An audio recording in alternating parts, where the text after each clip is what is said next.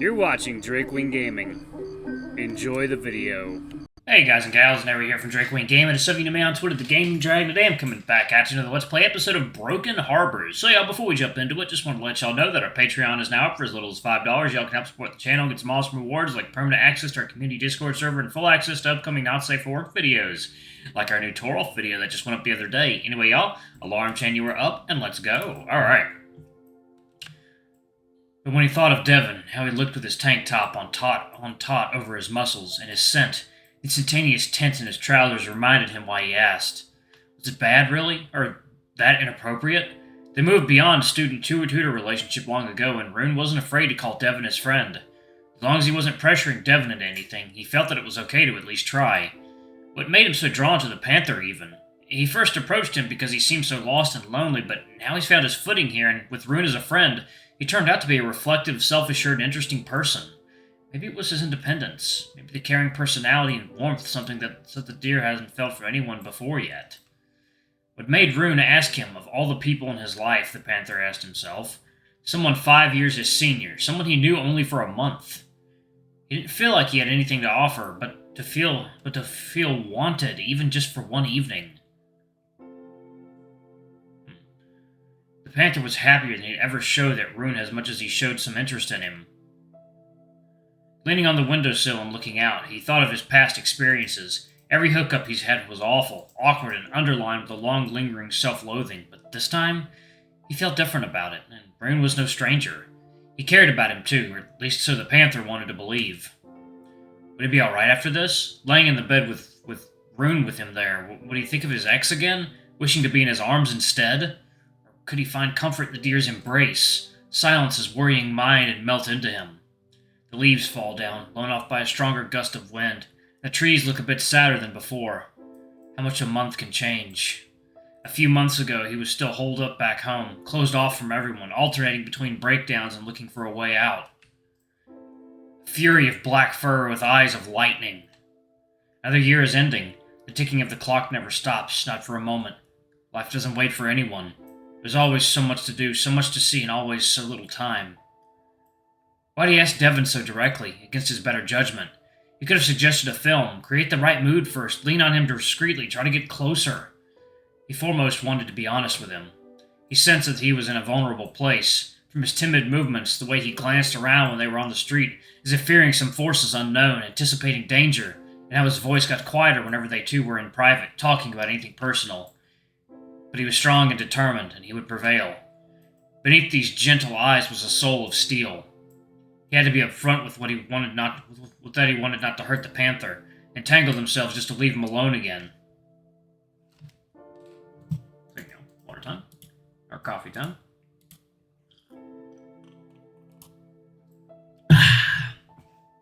Pat, pat, pat.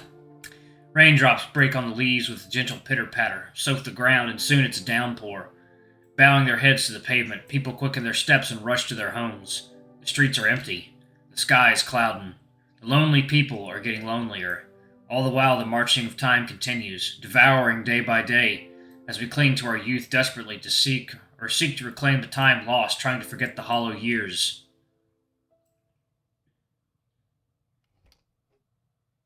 Okay, I'm done. Sorry it took so long. Oh, well, wrong accent for Devon. Okay, I'm done. Sorry it took so long. I had things to do, don't worry, and I took a look around. I looked through your record collection, I hope you don't mind. Not at all. I saw something you know in there. A few classics like Serious Troubles, stuff I know from my parents. Oh, you don't know Fine Parkler? Or even American Pawball? No, but you can play them if you want. It wouldn't really fit the moment. By the way, if you'd like dessert, yeah, I have some berries in the fridge. How about that? Dessert.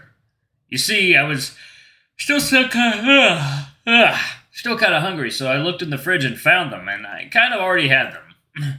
All of them? Well, there wasn't many of them to begin with. Sorry. I see. Are you still hungry? I can make more food, or we can order something. I'm good now, thanks. I don't want to get stuffed either. Rune and berries are his weakness. The silence dragged on for a while, enough to make the Panther nervous. Was Rune having second thoughts, or maybe he got timid and needs a leading paw? So, should we move to the bedroom? Yeah, let's go. Timidly, they moved to the other room, Devon leading Rune. With every step, the distance between them seemed to grow. Neither of them could find the words to break the silence that quickly filled the gap between them, like air filling a vacuum. Devon closed the door behind them. He felt necessary to do, despite only the two of them being in the flat. But it felt in a way symbolic to him. While flustered Rune walked up to the window facing west. How does one break silence like that? Full of anticipation and anxiousness between two friends who suddenly feel like strangers about to embark on something they don't know if they're ready for. Devon's bedroom was small and homey, more sparsely decorated than the main room. The west-facing window was letting in an evening light, filtered through the rain. The bed was unmade but clean. The room smelled distinctly of Devon. To Rune, it felt as if he stepped into some inner sanctuary, almost to the inside of his friend. How was all this making him feel? It was him who asked him after all. He was nervous, but he wanted it. He felt Devon was nervous too, and it paralyzed him. He imagined that the Panther would lead him through this, but it seemed that they were both a bit lost and unsure. Could he go ahead? Second now. Coffee time. A little bit of coffee before we get to the banging. But finally, it was Rune who broke the silence. Can I hug you? Devon nodded with a smile, and that warm smile is all the deer needed. A confirmation that it's not just his wish, that Devon wants this too. So he stepped forward towards his friend, and he held on to the Panther, just reveling in the closeness.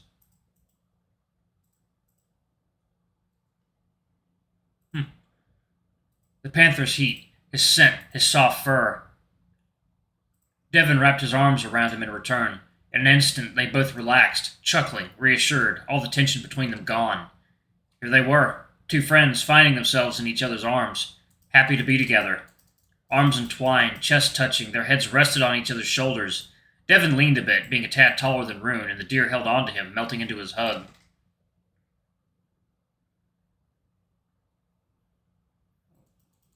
What was that? My paw pad. My paw pad traces along the scar on my leg. Sometimes, like now, I forget it's there, and I'm surprised when I find it again. No matter how much time passes, I live the rest of my life without it. The rest of my life with it. There's another on my paw, from a traffic accident, and another from a bite that went too deep. A few back from my childhood, maybe. Maybe they're unavoidable. Now I look for any new gashes, but there are none. This ringing in my ears, the dull pitter-patter of the drizzle outside, drumming on dead leaves. The world slows down to a halt. The moment stretches into forever, and only the sounds reach me. Then scents come back, one by one. First Devon's, then my own. The fresh bedding, the laundry, dust, rain, wood. There's so much in me, so much that it threatens to spill out. I examine the emotions, but I don't recognize them. I feel that if I could put them into words, a door would open, leading to some answer. If I could only hold on to this feeling and share it somehow. But these are things I can never share. The moments, the in-betweens, the very life itself. Beneath words, beneath thoughts. 2 tears run down my cheeks, disappearing in the fur. I feel my own limbs entangle with Devon's. His breath on my neck, blowing through my fur. And the sunlight on my face, red through my eyelids. I feel just the same as before. The same scent, the same body, the same face. The same thoughts, same impressions, all familiar. I'm searching and I found nothing. The last ray of the setting sun touched their entwined bodies, wrapping them in afternoon warmth like a finest shawl. Only their breathing signified the passage of time, changing from heavy and drawn out to gentle and content as they lied, jointed, half slumbering. Something seemed to grow in this near silence, a sprout, leaves reaching to the sun, the single ray that fell upon it. Coffee time. Then the sun hid behind the horizon, and the day had ended. So they lay there in each other's arms, dreaming, each alone. How comfort can be in the arms of a friend. How we're always in search of something, always falling short. How we grasp but can never hold. No ships can moor at broken harbors. They felt the shape of each other's loneliness, suddenly apparent, and with their snouts pressed together, they felt how far away from each other they are, how distinct, how different, that they would never know each other. It was fine. They could hold on to each other for the moment, smiles on their relaxed faces, grateful and happy for each other's presence. The last drops fall down, the rain letting up at last. With a groan they rose from the bed, filled with warm glow. There was something symbolic in the movement, as if they were waking up after a long, cold winter, one that could make one forget what spring looked like. But now they were coming back to life. The water stopped. Maybe 5 more minutes passed before Rune came out of the bathroom, already dried and dressed. Devon was sitting in the kitchen, sipping a cup of tea, humming a melody.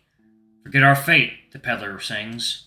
On the table was a second cup, all full of amber liquid. Hey. Hey. I left the towel on the floor. Thanks for letting me take a shower here. No problem. I made you tea. Oh, thank you. That's nice of you. I'm really thirsty. The tea was still warm, a herbal infusion with a tangy taste. They both drank in silence, a comfortable one full of understanding. When the empty cups returned to the table, the sky was beginning to darken already. "You're sure you don't want to stay the night?" "Nah, I'll get going, but thank you. I appreciate the offer. You know, this was something. Thank you, really. I really enjoyed it." "Me too. You were great. Honestly, the best partner I can imagine." "So, you're sure everything is fine between us? You're not regretting anything?" "No, not one bit." "If you have anything you'd like to talk about, you can stay longer, or we can go to a bar somewhere." "Really, all is good, but I think I need some rest for now, and maybe a little walk."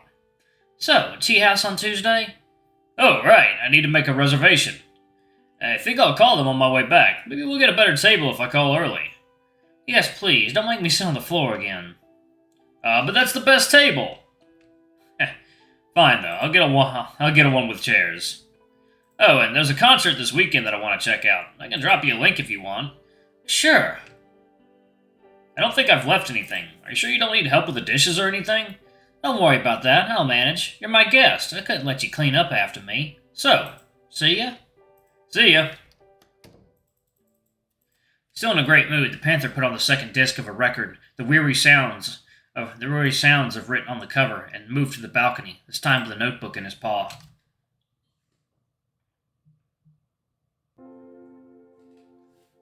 Second, y'all. It is water time. Oh, 1 second. Let me reset this timer real quick, y'all. There we go. All right, back in business. Soon the antlered figure went out into the street, heading west, headphones on his ears. Walking towards the sun, the Panther thought, even if it's far beyond the horizon now. He felt calm, finally, maybe for the first time since he arrived here. Looking at the park in front of him, he didn't see the chaos and movement, but the harmony and beauty in its bare branches and leaves cascading against the backdrop of the evening sky. This is life, he felt. It's in these branches, in the falling leaves, in the sunset and the evening sky, and the stars twinkling softly. But foremost, it's the bustling from around the corner. It's the tea houses. It's sitting together in a living room, cups and paws. It's holding and being held, the closeness and the distance, the relations of objects and persons. He opened his notebook, pen sailing across paper. This is life flowing to the tips of my limbs. If I'm here by myself, nothing happens. Everything is stagnant. In the solitude, I can't grow. I have to open myself again. Find a way out. I have to believe that things can change. I might get hurt again, but that's life too. It's one more scar, but in the end, isn't it worth it? Everything you hold, someday you have to let go. Now I know good things can still happen to me, but not if I sit in one place with my guard up, fortified like a tower. It's hard to even look at photos when the past turns bitter. The only way I can go forward, I see it now. This deer helped me to get my life back, in a manner of speaking. Now I have to use it wisely, not waste it in loneliness. The wind picks up, blowing the leaves onto the street. The sky darkens. The lonely people are getting lonelier. But here I am, pen in my paw, warm glow burning inside, vastness of the city open before me. What am I feeling? A single tear falls on the page before the cover closes, the page becoming just one of many. The music fades, final disc stopping on the player. Devon gets up from the chair, leaving the notebook, and heads back to the bedroom. It's dark inside, tissue still laying on the floor, the room smelling of sex. Crossing the room to the window, wanting to let in some fresh air, he notices something lying on the bed. Not yet. A single daffodil, no note attached. It was the first time someone gave him a flower. It looked so cheerful, bright, and colorful against the cold blue of the bedding, a bright spot on the cold and lonely fabric. He picked it up and put it to his chest, feeling the tears well up, and then he felt it. Briskly he returned to the balcony, holding the flower close. Opening the notebook, he added one more line. I am happy. Damn! That was it? Oh, God, I want more! Alright, well, I guess I'm going to be... Oh, it's nighttime on the menu. God, that's beautiful. Why are furry visual novels just like the greatest things ever made? They're so fucking good. Especially the Dawn Course and Broken Harbor games. My God, they're so well written. Oh, God, this is incredible. I love this. I want more of it, though. I want more side stories. Maybe ones that are a little bit longer. Oh, this felt too short. It's probably because I skipped over all the raunchy sex. But actually, so this will be part of my Not Safe for Work. This will be part of my Not Safe for Work project, then. I will be bringing a Devon and Rune video. Fully uncensored. Even I haven't seen what these two get up to, so I'm very much looking forward to that. But anyway, y'all, thanks so much for watching. Don't forget to like, comment, subscribe, ring that notification bell, and check out our Patreon if you can. It always helps. Before we go, I'm going to give a quick shout out to our bronze tier patrons. Thank y'all for all you do for the channel. We greatly appreciate you. Thank you to our silver tier patron, Cade Silver Moon. Thank you so much for going a bit above and beyond. It's greatly appreciated. And thank you to our gold tier patron, Amr. You are awesome. We love you. We hope you enjoy your new icon as well. And if y'all want to get your names on the credits, it's as little as $5. Anyway, I love you all, and I'll see y'all in the next video. Bye-bye!